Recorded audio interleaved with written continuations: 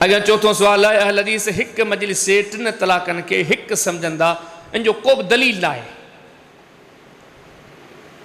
अक्सर तो वो दुख यो थे जो असां ते एतराज़ उहे था कन जिन असांजा किताब पढ़िया ही कोन, बल्कि वो दुख तो यो थे उन्होंने पंहिंजा बि कोन पढ़िया। अॻियां ॻाल्हि ॿ टे ज़िक्र कयां तो तव्हां हैरान थी वेंदो। अल्लाह ताला असांजे हाल ते रहम करे। ॻाल्हियूं डिघियूं आहिनि पर मुख़्तसर कंदे ॻाल्हि अॻिते हलायूं था। अबू दाऊद शरीफ़ पढ़ो हदीस नंबर 2602 2206। हज़रत रुकाना जो केस नबी सी वटि खड़ी आयो त हिकिड़ी मजलिस में 3 तलाकूं ॾिनियूं वञनि, वञी सुभाणे खोले पढ़ी ॾिसां नबी सी उन जे 3 खे हिकु शुमार कयो। तो कहिड़ो दलील आहे? कंहिं कयो? नबी सी कयो। मुस्लिम शरीफ़ जी हदीस पढ़ 1472। हज़रत अब्दुल्लाह बिन अब्बास फरमाया तो कान तलाक वाला हद रसूलुल्लाह सल्लल्लाहु अलैहि वसल्लम व अबी बकरिन व सनतैन मिन खिलाफत उमर तलाक़ु सलासे तलाक़ुन वाहिदुन। हज़रत अब्दुल्लाह बिन अब्बास फरमाया तो नबी सी ने ज़माने में, हज़रत अबू बकर जे ज़माने में, हज़रत उमर जे खिलाफत जे 2 सालनि में हिक ही महफ़िल जूं 3 तलाक़ूं हिकु शुमार थींदियूं। के वरी थोरो कावड़ जी पवंदा आहिनि, मौलवी साहिब ये तो तर्जुमो वरी कहिड़ो कयो? हिक ही महफ़िल जूं 3 तलाक़ूं। अड़े मुंह थोरी कयो तूं पंहिंजा तर्जुमा खोल। ए ग़ुलाम रसूल सईदी तुंहिंजे मकतबे फ़िक्र तारे लॾे जो सुभाणे तूं तर्जुमो खोले उन तर्जुमो कयो आहे। साहबी सगुर फरमाया तो नबी सी ज़माने में, हज़रत अबू बकर जे ज़माने में, हज़रत उमर जे खिलाफत जे इब्तिदा 2 साल में 3 तलाक़ूं हिकु। केॾो सुहिणो दलील आहे। अॼु देख थोरी सम्झाणी तौर ते ॻाल्हि ॿुधायां। बालिक न नादार माण्हू न हीअ जेका हदीस आहे मुस्लिम शरीफ़ जी, इहा आम औरतुनि जे बारे में कान्हे, आम तलाक जे बारे में कान्हे, बल्कि हिन जो तालुक़ जेको आहे न उन तलाक सां आहे जॾहिं कंहिं औरत सां निकाह थिए ऐं बग़ैर हम बिस्तरी जे हुनखे जेकॾहिं तलाक ॾिजनि, इन मां उहा मुराद आहे। कंहिं चयो चई हदीस है, ओ किथे है? चई अबू दाऊद में। यह हदीस है अबू दाऊद में 2199 ज़ईफ़ हदीस आहे। इन जे ॾिसो सनद पढ़ंदो न अन रजुल, इन हिकिड़ो मजहूल रावी आहे, बेहैसियत रिवायत आहे। अहिड़ी बेहैसियत रिवायत जी कहिड़ी हैसियत आहे?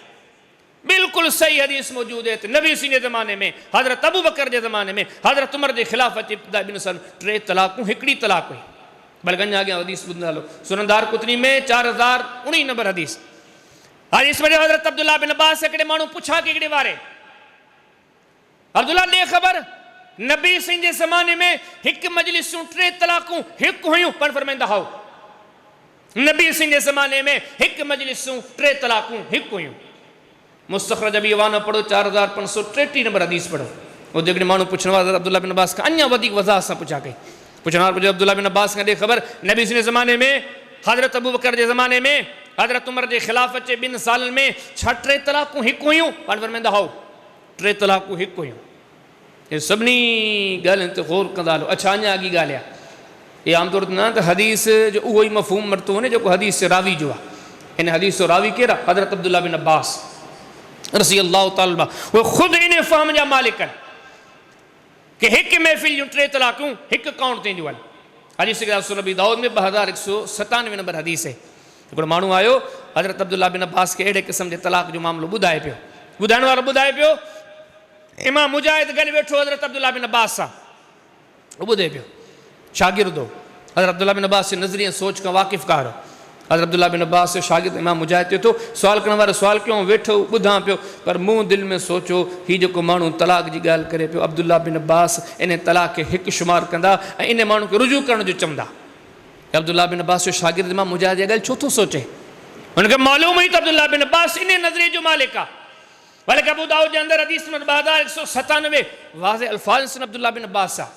और फरमाईंदा हिकिड़े वार जेकॾहिं केरु चई करे घरवारी खे 3 तलाक़ूं थो ॾे फही वाहिदा, हिकिड़ी तलाक आहे। समूह ॾिसो हिकिड़ो नबी सी जी हदीस, ॿी नबी सल्लल्लाहु अलैहि वसल्लम जी हदीस। अॻियां हज़रत अब्दुल्लाह बिन अब्बास खां बार बार पुछा कई पिन। हज़रत अब्दुल्लाह बिन अब्बास जो पंहिंजो इहे सभु शयूं छा थियूं ॾसे? जेको चए थो न हदीस चवंदा हिकिड़ी मजलिसूं 3 तलाक़ूं हिकु तलाक, को दलील कोन्हे। अड़े अची कहिड़ियूं दलील आहिनि? बल्कि अञा अॻियां ॾिसे न उम्मत जो सभ खां अज़ीम इजमा इन मसइले ते आहे। मुस्लिम शरीफ़ हदीस हवालो इमाम न हज़रत अबू बकर जे ज़माने में इहो ई फ़ैसिलो हुयो, माना पूरी उम्मत जो इन ॻाल्हि ते इत्तिफ़ाक़ हो। हज़रत उमर जे खिलाफत जे 2 सालनि में पूरी उम्मत जो इन ॻाल्हि ते इत्तिफ़ाक़ हो। यानी अहादीस रसूल मां, फ़हमे सहाबा मां, असहाब जो सभ खां अज़ीम इजमा, हज़रत अबू बकर जो दौर जो इजमा, हज़रत उमर जी इब्तिदा 2 सालनि जो इजमा, हे सभु शयूं इन शइ जी दलील आहिनि त इन दौर में 3 तलाक़ूं हिकु तलाक शुमार कई वेंदियूं। हिन खां वधीक कहिड़ो दलील खपे? हालांकि हिकिड़ी आयत काफ़ी हूंदी आहे, मसइले जे हल जे लाइ हिकिड़ी हदीस काफ़ी हूंदी आहे।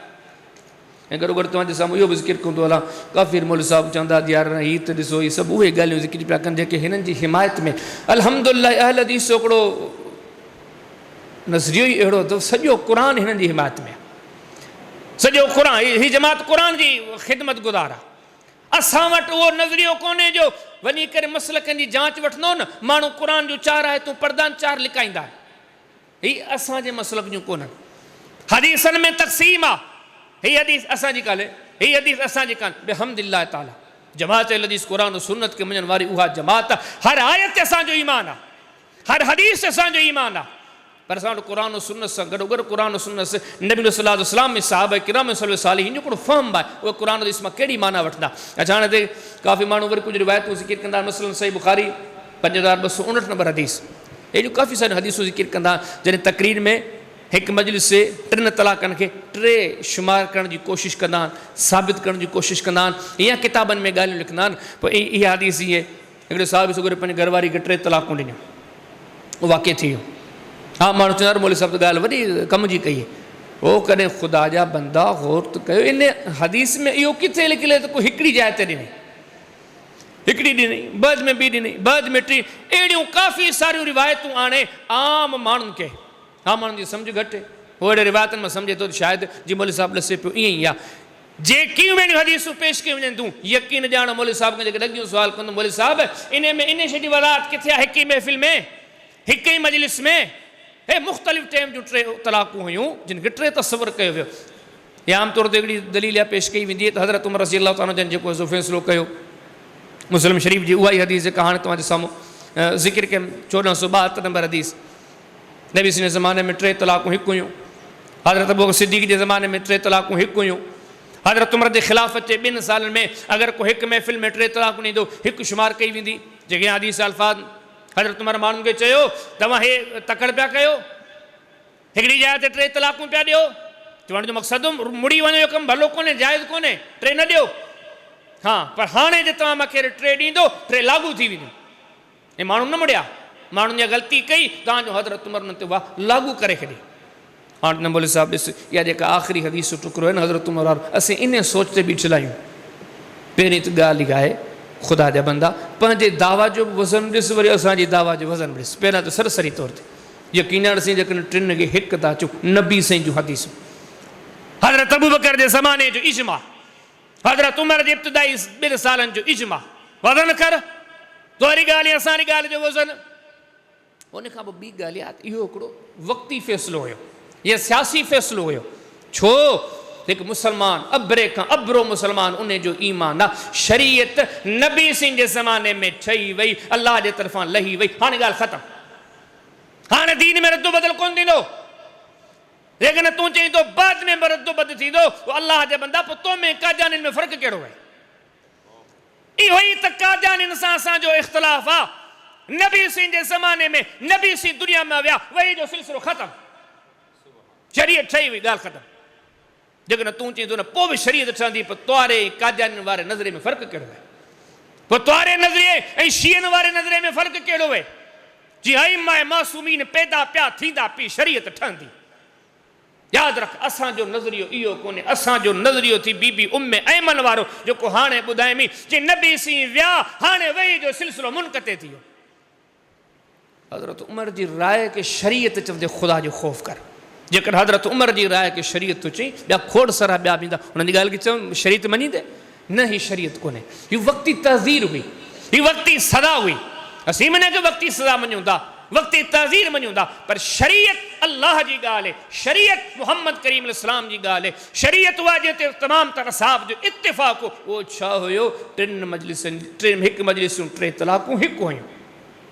हज़ार बाद मरतबा ईअं बि हूंदो आहे जो उन खां बाद में काफ़ी असहाब जूं फ़तवाऊं ॾेखारियूं वेंदियूं, बाबा उहो फिलाणो साहबी बि ॾिसणो, उहो 3 खे 3 चवंदो, उहो फिलाणो बि जेको हो न उहो बि 3 खे 3 चवंदो हो। हिकिड़ी ॻाल्हि खे सम्झो, इहे जेके बि फ़तवाऊं साहबा किराम ॾांहुं मनसूब कयूं वञनि थियूं या उन्हनि जो ॿुधायूं वञनि थियूं, इहे सभु हज़रत उमर जे इन फ़ैसिले खां बाद में चंद जे नसाब जे फ़तवाऊं मनसूब आहिनि, उहो बि इन जे करे जॾहिं हज़रत उमर इहो आइन ठाहियो त उन्हनि इन आइन जे मुताबिक़ फ़तवाऊं ॾिनियूं।